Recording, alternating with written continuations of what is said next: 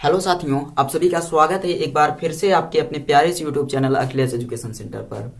दोस्तों, आज हम लोग फिर से ऊष्मीय प्रसार कैलोरीमिति का दूसरा लेक्चर लेकर आए हैं, जिसमें हम लोग बहुत बेहतर तरीके से आज ऊष्मीय प्रसार के बारे में चर्चा करेंगे। और एक चीज़ आप लोगों को बता देना चाहते हैं कि ये सब जो टॉपिक हैं जो आपको पढ़ाए जा रहे हैं, ये कोई आपकी क्लास में और कहीं पर भी पढ़ाता नहीं है अच्छे ढंग से, इसलिए मन लगाकर पढ़ लीजिए। आपस में बातचीत मत किया करिए और ध्यान से पढ़ा करिए और वीडियो को पूरा जरूर देखा करिए, क्योंकि जब तक पूरा वीडियो नहीं देखेंगे तब तक कुछ भी आपको समझ में नहीं आएगा। और एक चीज़ और कि अगर आप लोग इसके पहले का वीडियो नहीं देखे हैं तब भी ये टॉपिक आपके समझ में नहीं आने वाला, लेकिन भरपूर प्रयास करेंगे कि आपको ये टॉपिक समझा दें। तो चलिए स्टार्ट किया जाए। आप लोग जल्दी से एक बार सेशन को शेयर कर दीजिए, सभी लोग क्लास में आ जाइए। धमाकेदार तरीके से हम लोग क्लास की शुरुआत करते हैं। देखिए, आज हमें क्या पढ़ना है। पिछले टॉपिक में हम लोगों ने ऊष्मा के बारे में पढ़ा था और ताप के बारे में पढ़ा था, तापमापी पैमानों के बारे में पढ़ा था। आप लोगों के लिए क्वेश्चन, तापमापी का आविष्कार किसने किया था, थर्मामीटर का आविष्कार किसने किया था, जल्दी से कमेंट करके बताइए। कमेंट करते रहिए, बताते रहिए तापमापी का आविष्कार किसने किया था। और आज हम लोग जो चर्चा करेंगे वो है ऊष्मीय प्रसार। ऊष्मीय प्रसार क्या होता है, तो आप लोग बताइए। ऊष्मी का मतलब क्या होता है। ऊष्मा मतलब वस्तुओं की गर्माहट जो हम महसूस करते हैं उसे ही ऊष्मा कहते हैं। ऊष्मीय मतलब ऊष्मा हो गया, प्रसार मतलब फैलना। जब किसी वस्तु को गर्म करते हैं या उसका ताप बढ़ाते हैं तो वो फैलती है। वस्तु का ताप बढ़ाने पर वस्तु क्या करती है, प्रसार करती है, फैलती है, और ताप घटाने पर वस्तु सिकुड़ती है। इसी घटना को ऊष्मीय प्रसार कहते हैं। क्या बोलेंगे कि जब ठोसों को गर्म किया जाता है, ठोस पदार्थ को गर्म करेंगे तो वो क्या करता है, फैलने लगता है या फैल जाता है। और जब उन्हें ठंडा करते हैं तो वो सिकुड़ते हैं, यानी कि क्या करते हैं, दबते हैं। इसी को ऊष्मीय प्रसार कहते हैं। लिखिए, जब ठोसों को गर्म किया जाता है तो फैलते हैं। जब ठोसों को गर्म किया जाता है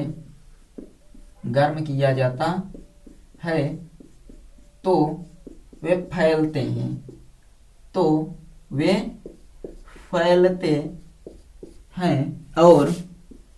फैलते हैं।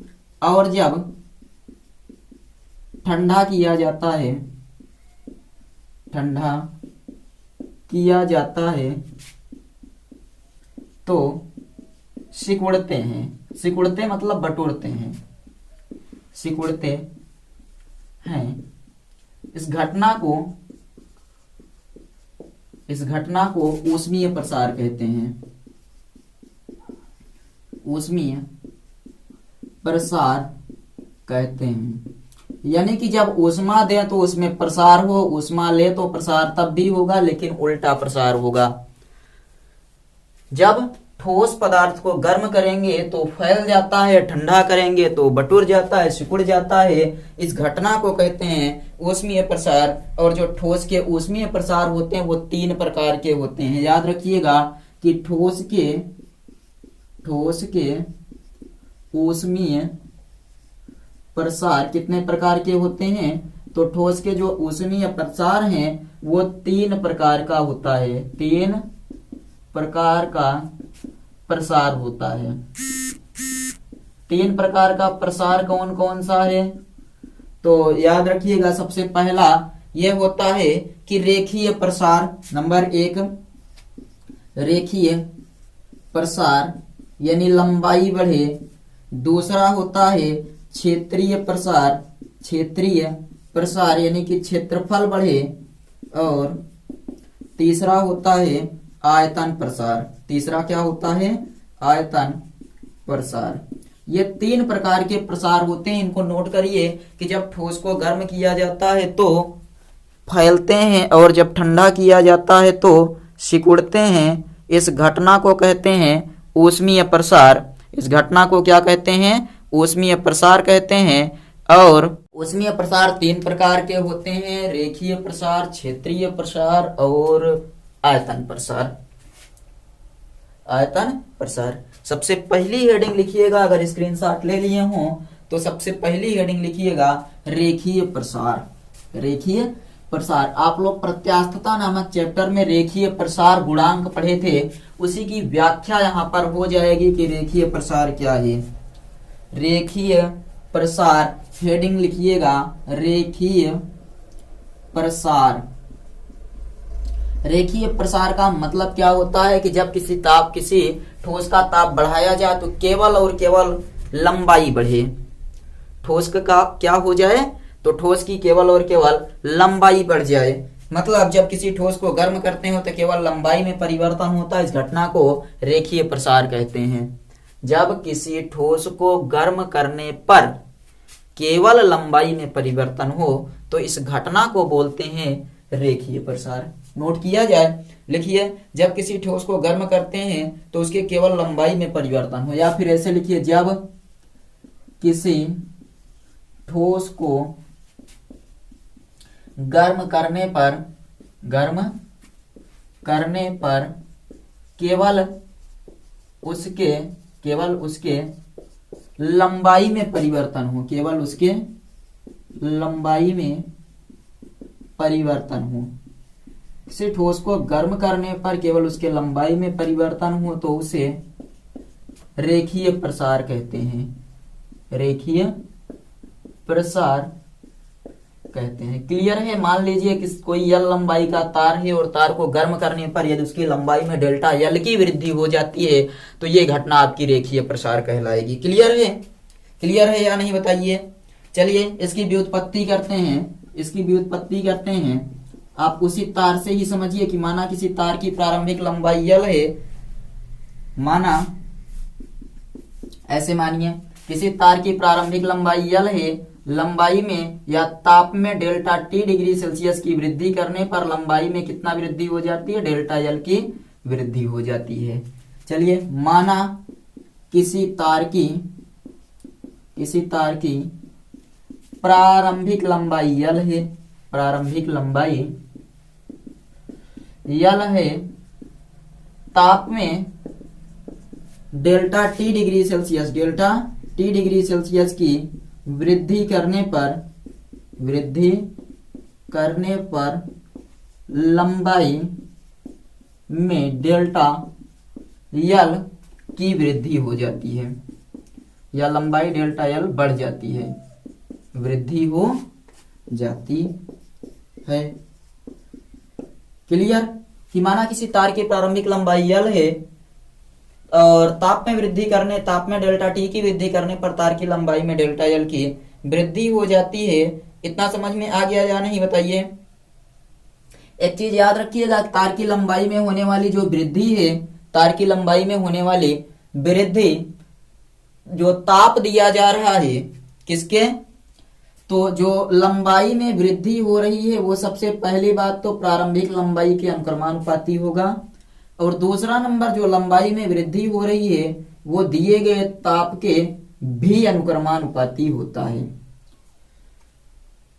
क्या हो जाएगा कि जो लंबाई में वृद्धि हुई वो प्रारंभिक लंबाई के अनुक्रमानुपाती और लंबाई में वृद्धि डेल्टा टी डिग्री सेल्सियस यानी दिए गए ताप के भी व्युत्क्रमानुपाती होता है। समझ में आ गया या नहीं बताइए। अब हम क्या करेंगे, समीकरण 1 व समीकरण 2 लगाएंगे। समीकरण नंबर 1 व 2 से निकल कर आएगा delta L proportional L into delta T degree Celsius, यानी डेल्टा टी अकेले भी आप यहां कह सकते हैं।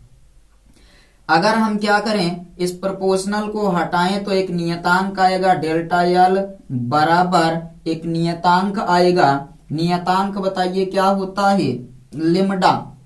नियतांक क्या होता है, लिम्डा मान लीजिए, और ये लिम्डा गुणे यल गुणे डेल्टा टी, जहां लिम्डा एक अनुक्रमानुपाती नियतांक है जिसे रेखीय प्रसार गुणांक कहते हैं, या अल्फा मानिए, अल्फा मान लीजिए लिम्डा की बजाय अल्फा। तो ये क्या हो गया, एक फार्मूला बन गया, या फिर आप इसको और थोड़ा सा बदल कर लिख दीजिए। क्या करेंगे कि अल्फा बराबर डेल्टा यल बटे यल गुणे डेल्टा टी, डेल्टा यल गुणे यल बटे टी, जहां अल्फा एक अनुक्रमानुपाती नियतांक है। कौन सा नियतांक है? तो अनुक्रमानुपाती नियतांक है। अनुक्रमानुपाती नियतांक है जिसे रेखीय प्रसार गुणांक कहते हैं। रेखीय प्रसार गुणांक कहते हैं। क्लियर? कि रेखीय प्रसार गुणांक किसे कहते हैं बताइए?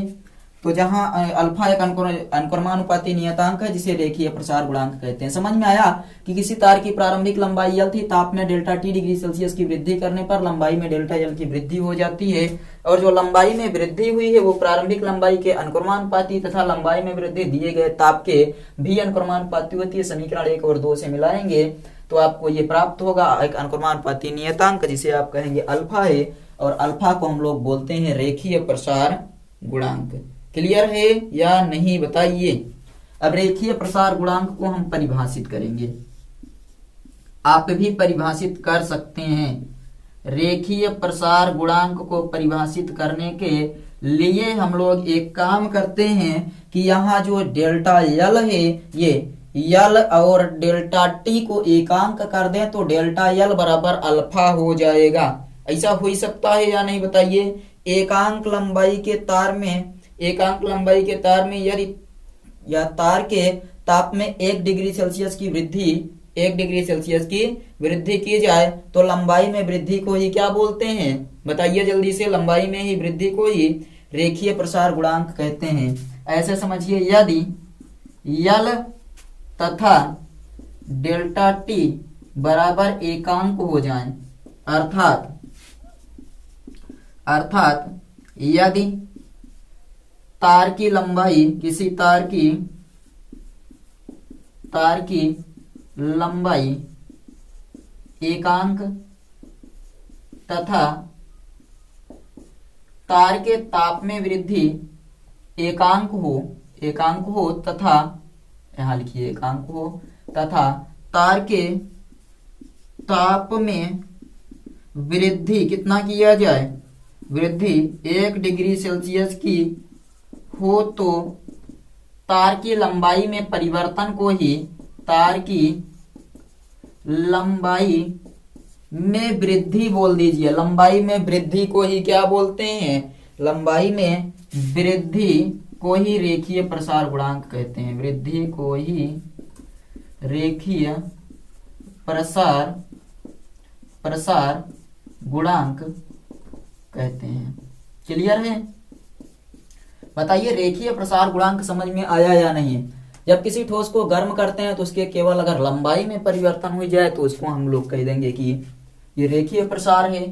व्युत्पत्ति के लिए एक तार को मान लेंगे जिसकी प्रारंभिक लंबाई L रही होगी। तार की लंबाई अगर L रही होगी तो हम लोग तार को गर्म करेंगे और खींचेंगे। गर्म करेंगे तो तार की लंबाई में डेल्टा L की वृद्धि हो जाती है। यहाँ आपको याद रखना है कि तार की लंबाई में वृद्धि प्रारंभिक लंबाई के अनुक्रमानुपाती तथा तार की लंबाई में वृद्धि दिए गए ताप के भी अनुक्रमानुपाती होती। दोनों समीकरणों को मिलाएंगे एक अनुक्रमानुपाती नियतांक प्राप्त होगा जिसे अल्फा कहेंगे, और अल्फा को बोलते हैं रेखीय प्रसार गुणांक। अगर हम लोग इस लंबाई को 1 कर दें और ताप को 1 डिग्री सेल्सियस कर दें तो जो लंबाई में परिवर्तन रहा होगा वही क्या कहलाएगा? रेखीय प्रसार गुणांक। क्लियर हुआ या नहीं बताइए? अगर क्लियर हो गया तो स्क्रीनशॉट ले सकते हैं। अगर क्लियर हो गया तो स्क्रीनशॉट ले सकते हैं, और स्क्रीनशॉट ले लीजिए। तो हम लोग चलें अब क्षेत्रीय प्रसार गुणांक पर। स्क्रीनशॉट ले लीजिए। रेखीय प्रसार गुणांक समझ में आया होगा। चलते हैं क्षेत्रीय प्रसार गुणांक पर। क्षेत्रीय प्रसार का मतलब होता है, यहां पर समझिए, क्षेत्रीय प्रसार का मतलब होता है जब किसी ठोस को गर्म करने पर उसके लंबाई और चौड़ाई,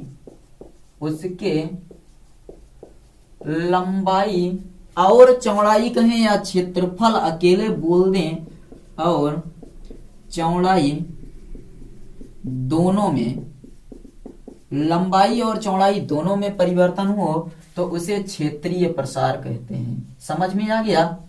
क्षेत्रीय प्रसार कहते हैं। क्या किया जाए कि जब किसी ठोस को गर्म किया जाए तो उसके लंबाई और चौड़ाई दोनों में परिवर्तन हो जाए, ठोस को गर्म किया जाए तो उसके लंबाई और चौड़ाई दोनों में परिवर्तन हो जाए तो इसे कहते हैं, अर्थात आप ये कह सकते हैं क्षेत्रफल में वृद्धि हो जाए तो इसे कहते हैं क्षेत्रीय प्रसार गुणांक। क्षेत्रीय प्रसार गुणांक व्युत्पत्ति किया जाए, परिभाषा तो समझ में आ गई होगी। अब इसकी व्युत्पत्ति करते हैं, क्षेत्रीय प्रसार गुणांक की व्युत्पत्ति करते हैं। सेशन को आप लोग जोरदार तरीके से शेयर करिए, ऐसे मजा नहीं आता है, समझ लीजिए। सेशन को शेयर करिए, सभी को बुलाइए, जितने भी लोग पहले क्लास में आते थे सबको सेशन में बुलाइए, कम से कम 10 लोग तो देखिए सेशन को। व्युत्पत्ति चलिए देखते हैं। व्युत्पत्ति में क्या करेंगे कि आप मान लेंगे कि किसी ठोस का प्रारंभिक क्षेत्रफल ए रहा होगा, हमने गर्म किया तो क्षेत्रफल में या फिर डेल्टा टी डिग्री सेल्सियस का ताप दिया तो क्षेत्रफल में डेल्टा ए डिग्री की वृद्धि हो गई। क्लियर? आप ये मान लेंगे कि माना किसी क्षेत्रफल, जो कोई एक क्षेत्रफल है या कोई एक वस्तु है जिसका प्रारंभिक क्षेत्रफल ए रहा होगा, हमने इसको क्या किया, डेल्टा टी डिग्री सेल्सियस तक ताप दिया तो क्षेत्रफल में वृद्धि कितना हो जाती है, डेल्टा ए की वृद्धि हो जाती है। क्षेत्रफल में डेल्टा ए की वृद्धि हो जाती है। ये आपको लिखना होगा कि माना किसी तार के या किसी ठोस का क्षेत्रफल ए है, ताप में डेल्टा टी डिग्री सेल्सियस की वृद्धि करने पर क्षेत्रफल डेल्टा ए बढ़ जाता है। माना किसी ठोस का प्रारंभिक क्षेत्रफल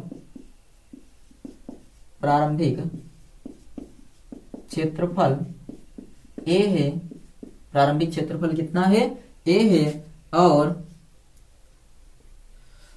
क्षेत्रफल ए है, ताप में डेल्टा टी डिग्री सेल्सियस की वृद्धि करने पर, डेल्टा टी डिग्री सेल्सियस की वृद्धि करने पर क्षेत्रफल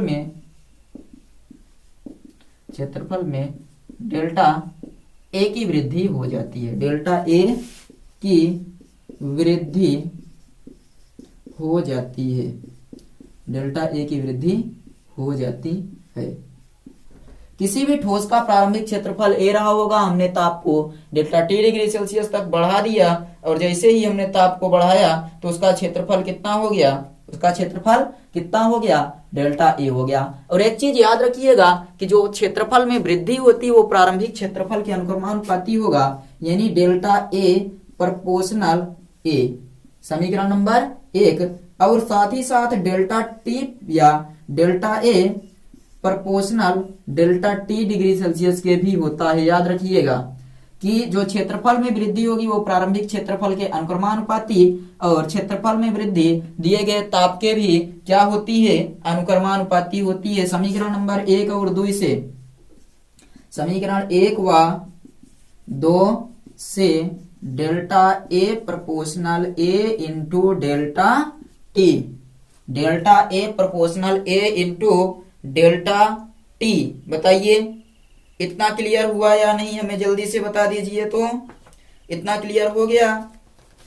और अब हम क्या करते हैं, यहां से एक डेल्टा ए बराबर करेंगे, नियतांक आएगा बी इंटू ए इंटू डेल्टा टी। ये बी नहीं बल्कि बीटा है, बी नहीं बल्कि बीटा है, तो बीटा बराबर डेल्टा ए बटे ए गुणे डेल्टा टी। और जहां बीटा एक अनुक्रमानुपाती नियतांक है, जहां बीटा एक अनुक्रमानुपाती नियतांक है, अनुक्रमानुपाती नियतांक है, जहां बीटा एक अनुक्रमानुपाती नियतांक है जिसे क्षेत्रीय प्रसार गुणांक कहते हैं, क्षेत्रीय प्रसार गुणांक, क्षेत्रीय प्रसार गुणांक कहते हैं। क्लियर हुआ कि जहां बीटा एक अनुक्रमानुपाती नियतांक है जिसे क्षेत्रीय प्रसार गुणांक कहते हैं। अब क्षेत्रीय प्रसार गुणांक को परिभाषित करना है। क्षेत्रीय प्रसार गुणांक को आपको परिभाषित करना है। बताइए कैसे परिभाषित करेंगे, तो बता दीजिएगा कि यदि क्षेत्रफल और ताप में वृद्धि, क्षेत्रफल एकांक हो और ताप में 1 डिग्री सेल्सियस की वृद्धि की जाए तो क्षेत्रफल में परिवर्तन को ही क्षेत्रीय प्रसार गुणांक कहते हैं। क्या बताएंगे कि यदि किसी ठोस का प्रारंभिक क्षेत्रफल ए एकांक तथा ताप में जो वृद्धि की गई है वो कितनी हो, 1 डिग्री सेल्सियस की। यदि किसी ठोस का क्षेत्रफल, यदि किसी ठोस का क्षेत्रफल 1 मीटर स्क्वायर तथा ताप में वृद्धि 1 डिग्री सेल्सियस की हो तो, ताप में वृद्धि 1 डिग्री सेल्सियस की हो तो क्षेत्रफल में वृद्धि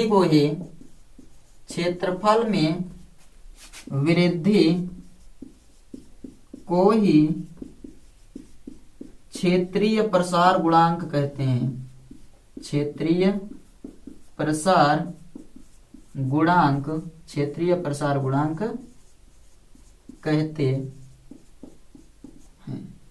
क्लियर हुआ कि अगर जब किसी ठोस को गर्म करें और केवल उसके लंबाई और चौड़ाई दो। चलिए अब अगले पर चलते हैं, आप लोग स्क्रीनशॉट ले लीजिए इसका। उसके बाद हम लोग चलते हैं आयतन प्रसार गुणांक, आयतन प्रसार पर। किस पर? आयतन प्रसार। आयतन प्रसार क्या होता है? तो जब किसी ठोस को गर्म करने पर उसके लंबाई, चौड़ाई और ऊंचाई, लंबाई, चौड़ाई और ऊंचाई में परिवर्तन हो तो उसे आयतन प्रसार गुणांक कहते हैं। क्लियर हो गया कि जब किसी ठोस को गर्म करने पर उसके लंबाई, चौड़ाई और ऊंचाई तीनों में परिवर्तन हो तो इसे आयतन प्रसार गुणांक कहते हैं। अब मान लेंगे कि माना किसी वस्तु का या किसी ठोस का प्रारंभिक आयतन V है। ताप में 1 डिग्री सेल्सियस या डेल्टा T डिग्री सेल्सियस की वृद्धि करने पर आयतन में डेल्टा V की वृद्धि हो जाती है। क्लियर है कि किसी वस्तु का आयतन कितना था, V था, हमने ताप में डेल्टा T डिग्री सेल्सियस की वृद्धि किया तो आयतन में डेल्टा V की वृद्धि हो गई। एक चीज याद रखिएगा कि आयतन में होने वाली ये वृद्धि ठोस के प्रारंभिक आयतन के अनुक्रमानुपाती होगी और साथ ही साथ आयतन में होने वाली ये वृद्धि दिए गए ताप के भी अनुक्रमानुपाती होती है। दोनों को मिला देंगे तो डेल्टा V बराबर बनेगा, डेल्टा V बराबर V इंटू डेल्टा T। यहाँ पर इनको प्रोपोर्शनल हटाएंगे, एक नियतांक आएगा जिसे हम कहते हैं गामा। गामा बराबर आपको जो फार्मूला मिलेगा, गामा एक नियतांक आएगा और गामा हो जाएगा आपका डेल्टा V बराबर gamma into V into delta T। यहां से आप बताएंगे कि गामा बराबर आ गया डेल्टा V बटे V गुणे डेल्टा T, जहां गामा एक अनुक्रमानुपाती नियतांक है जिसे क्या कहेंगे? आयतन प्रसार गुणांक कहते हैं, जिसे आयतन प्रसार गुणांक कहते हैं। क्लियर हुआ? बहुत छोटे में हम कर दिए। आप लोग ऐसे मत करिएगा कि काटे मिटाए दूसरा लिख दिए, ये गलत बात है। ऐसे मत करिएगा कि हम यहाँ पर क्षेत्रीय लिखे थे, इसको काट कर आयतन कर दिए, तो आप भी क्षेत्रीय को जाकर काटें, काटने के बाद उसके स्थान पर आयतन लिख दें। जहां जहां क्षेत्रीय लिखा है यहाँ पर लंबाई चौड़ाई के स्थान पर बीच में ऊंचाई जोड़ दें और इसको भी ऐसे काट कर उसके बाद बगल में क्या लिख दें? आयतन। तो ये गलत है, ऐसा मत करिएगा। ऐसा हम कर सकते हैं, आप लोग नहीं। समझ में आ गया कि आयतन प्रसार गुणांक, जहां गामा एक अनुक्रमानुपाती नियतांक है जिसे आयतन प्रसार गुणांक कहते हैं। अब आयतन प्रसार गुणांक की परिभाषा क्या होगी? तो आयतन प्रसार गुणांक की परिभाषा दी जाती है यदि किसी ठोस का आयतन कितना हो जाए? 1 मीटर क्यूब तथा ताप में वृद्धि 1 डिग्री सेल्सियस की हो तो यहां आयतन में वृद्धि को ही आयतन प्रसार गुणांक कहते हैं। जैसे क्षेत्रफल में होता था रेखीय प्रसार गुणांक, क्षेत्रीय प्रसार गुणांक, ठीक वैसे ही आयतन प्रसार गुणांक में भी होगा। समझ में आया या नहीं हमें बताइए जल्दी से, तो समझ में आ गया या नहीं बताइए।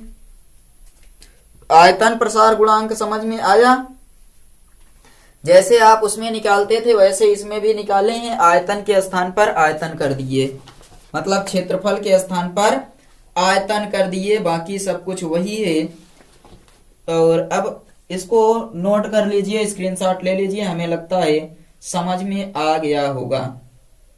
और आयतन प्रसार गुणांक की परिभाषा ये लिखे ही है कि लंबाई, चौड़ाई और ऊंचाई तीनों में परिवर्तन हो जाए तो उसको हम लोग बोल देंगे आयतन प्रसार। समझ में आया। अब एक चीज हम लोग करते हैं, इसका स्क्रीनशॉट लीजिए तो आपको बताते हैं कि अब आगे हमें क्या पढ़ना है। स्क्रीनशॉट ले लीजिए तो अब हम लोग आगे चर्चा करते हैं, देखते हैं आगे अब आपको और हमें मिलकर क्या पढ़ना है, अगला टॉपिक। चलिए स्क्रीनशॉट ले लिए और बताइए समझ में आ रहा है या नहीं। क्लियर, समझ में आ रहा है। चलिए अब हेडिंग, अगली हेडिंग लिखिए, दोनों में संबंध जान लेते हैं। किसमें किसमें? रेखीय प्रसार गुणांक तथा क्षेत्रीय प्रसार गुणांक में संबंध। रेखीय प्रसार गुणांक तथा क्षेत्रीय प्रसार गुणांक में संबंध। आप लोग हेडिंग लिखिए, रेखीय प्रसार गुणांक तथा क्षेत्रीय या क्षेत्रफलीय प्रसार गुणांक में संबंध। हम भी लिखते हैं, आप भी लिखिए, रेखीय प्रसार गुणांक, रेखीय प्रसार गुणांक तथा क्षेत्रीय प्रसार गुणांक में संबंध। क्षेत्रीय प्रसार गुणांक में संबंध। रेखीय प्रसार गुणांक और क्षेत्रीय प्रसार गुणांक में संबंध क्या होता है कि रेखीय प्रसार गुणांक और क्षेत्रीय प्रसार गुणांक आपस में किस प्रकार से संबंधित होते हैं। अब क्षेत्रीय प्रसार गुणांक की बात करें तो हमारे पास क्षेत्रफल होगा, रेखीय प्रसार गुणांक की बात करें तो हमारे पास क्या होगा, एक लाइन होगी। माना कोई एक भी, हमारे पास कोई भी एक वर्ग है, वर्ग में ही क्षेत्रफल होता है, जिसकी भुजा कितनी है, 1 मीटर स्क्वायर या 1 मीटर, भुजा 1 मीटर होगी। मान लीजिए कि माना किसी वर्ग की भुजा, माना किसी वर्ग की भुजा बराबर 1 मीटर है। अब हमें क्या करना है, अगर भुजा 1 मीटर होगी तो हमें निकाल लेना है इसका क्षेत्रफल। क्षेत्रफल अगर भुजा 1 मीटर है तो क्षेत्रफल होता है भुजा स्क्वायर, पता है। तो क्षेत्रफल बराबर कितना हो जाएगा, तो क्षेत्रफल बराबर भुजा स्क्वायर होता है, भुजा स्क्वायर कर देंगे। भुजा स्क्वायर होने का मतलब है 1 मीटर का स्क्वायर करेंगे तो ये आ जाएगा 1 मीटर स्क्वायर। पता चल गया, किसी वर्ग की भुजा अगर 1 मीटर थी तो उसका क्षेत्रफल 1 मीटर स्क्वायर। अब इसको हम गर्म करने वाले हैं। माना ताप में 1 डिग्री सेल्सियस की वृद्धि करने पर, माना ताप में 1 डिग्री सेल्सियस की वृद्धि करने पर, 1 डिग्री सेल्सियस की अगर ताप में वृद्धि करेंगे तो भुजा कितना बढ़ जाएगी। हम लोग मान लेते हैं कि भुजा में डेल्टा एक्स की वृद्धि या फिर डेल्टा ए की वृद्धि हो जाती है, कुछ भी मान लेते हैं। मान लीजिए अगर हमने क्या किया कि 1 डिग्री सेल्सियस ताप दिया तो इसकी नई भुजा हो गई बढ़कर, नई भुजा बराबर हो गई 1 plus alpha, 1 plus alpha metre.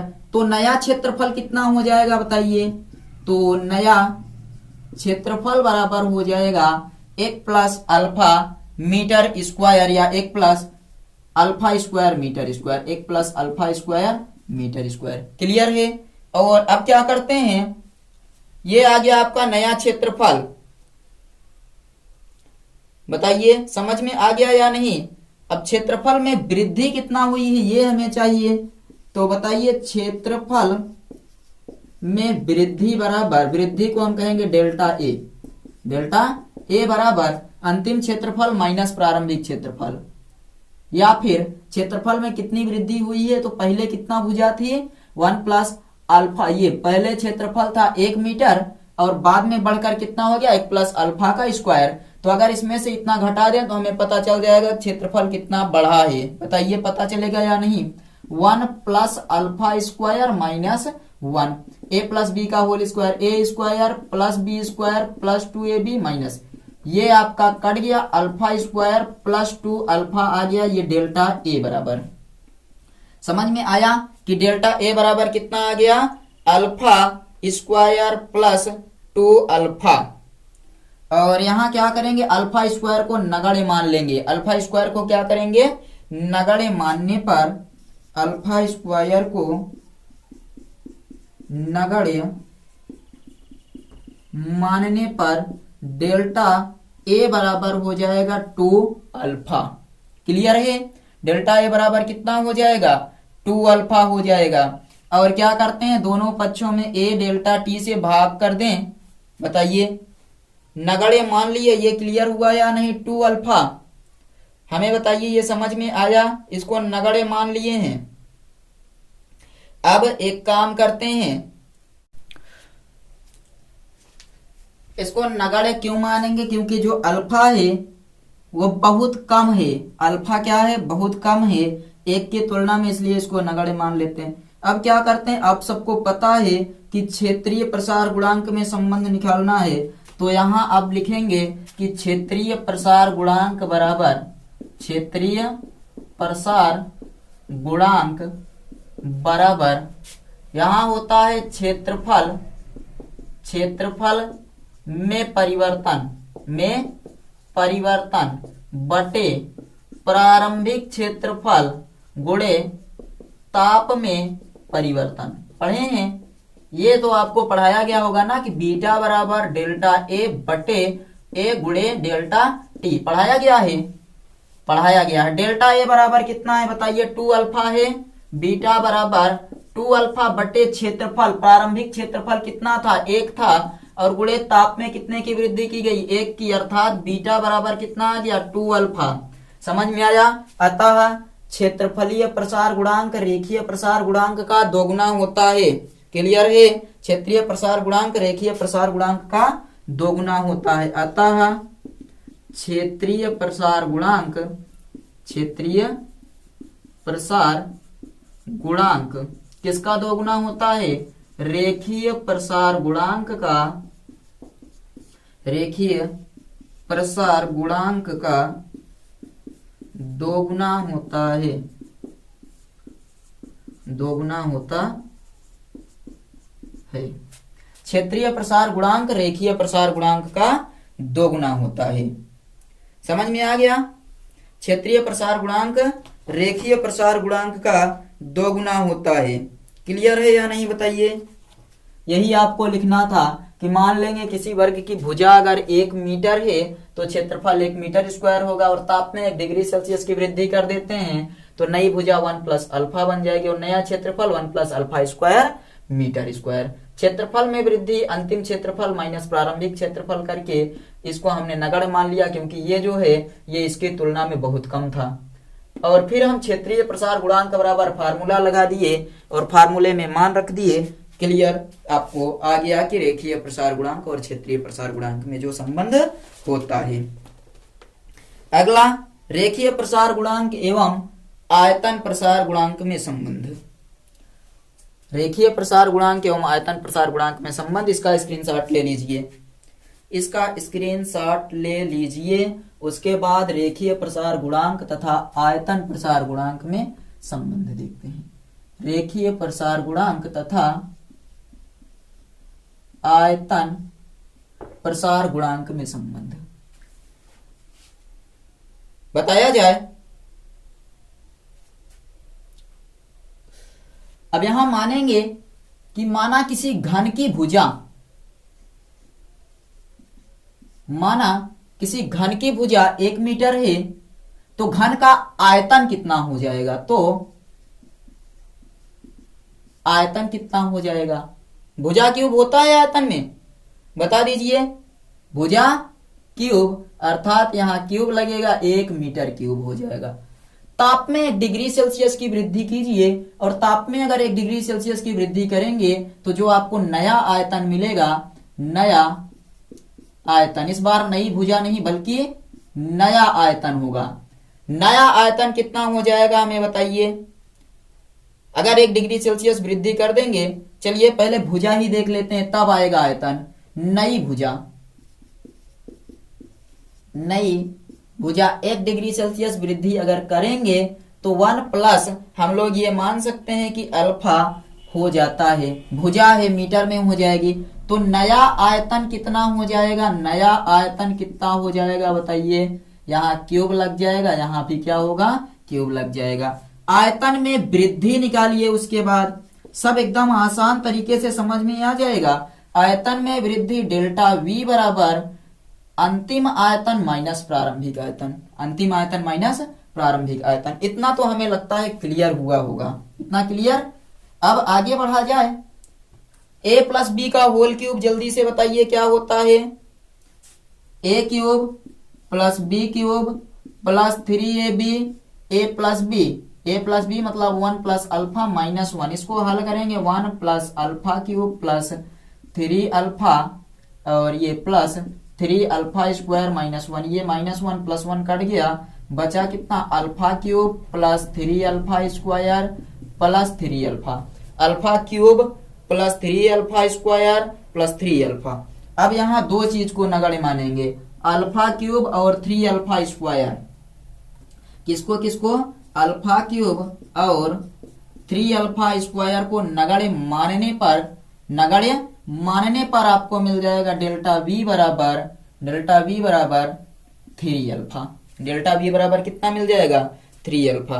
अब पता है आयतन प्रसार गुणांक बराबर फार्मूला क्या होता है। आयतन प्रसार गुणांक में संबंध चाहिए तो लिख दीजिए, आयतन प्रसार गुणांक बराबर आयतन में परिवर्तन बटे प्रारंभिक आयतन गुणे ताप में परिवर्तन। तो ये लिखते हैं गामा बराबर आयतन में परिवर्तन डेल्टा V बटे V गुणे डेल्टा T। गामा बराबर हो जाएगा 3 अल्फा और यहाँ पर प्रारंभिक जो आयतन था वो 1 था तो 1 रख दिए और ये 1, तो गामा बराबर आ जाएगा 3 अल्फा। इसका मतलब होता है कि जो ये आयतन प्रसार गुणांक होता है, आयतन प्रसार गुणांक रेखीय प्रसार गुणांक का 3 गुना होता है। कितने गुना, 3 गुना होता है। क्लियर है या नहीं बताइए। हमें तो लगता है आपको समझ में आया होगा क्योंकि हम मिटाए और लिख दिए। आपको ऐसे मानना है कि रेखीय प्रसार गुणांक और आयतन प्रसार गुणांक में संबंध निकालने के लिए माना किसी घन की भुजा a क्यूब है और तो घन का आयतन हो जाएगा भुजा क्यूब यानी 1 मीटर क्यूब, और ताप में 1 डिग्री सेल्सियस की वृद्धि करने पर नई भुजा 1 प्लस अल्फा मीटर, तो नया आयतन 1 plus alpha cube metre cube.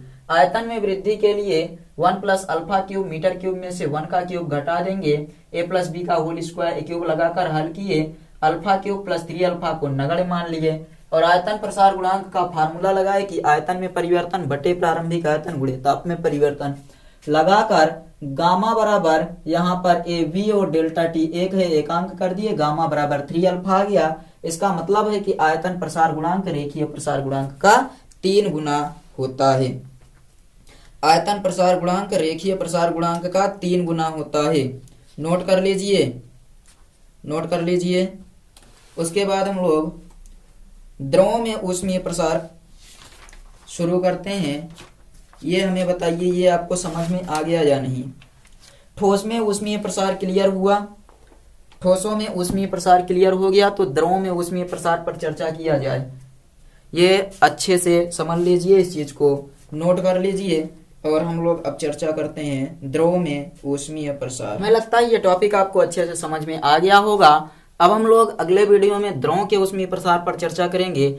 Session आपको पसंद आया है तो लाइक और शेयर जरूर करिएगा वीडियो को, और चैनल पर नए हैं तो सब्सक्राइब कर लीजिएगा। हम लोग मिलेंगे अगले वीडियो में, तब तक अच्छे से पढ़ते रहिए। बाय।